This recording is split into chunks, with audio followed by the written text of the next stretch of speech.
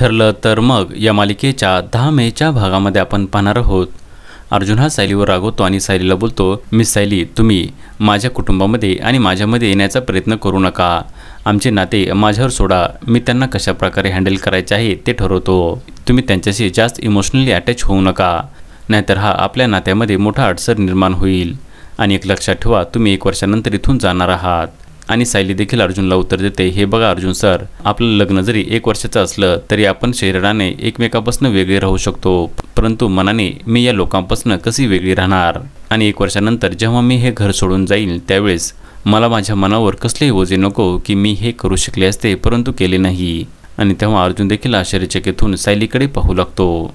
आता पुढे येणाऱ्या भागामध्ये आपण पाहणार आहोत सायली आणि अर्जुन यांच्यामध्ये कशा प्रकारे जवळीकता वाढणार हे पाहणे अतिशय रंजक ठरणार आहे.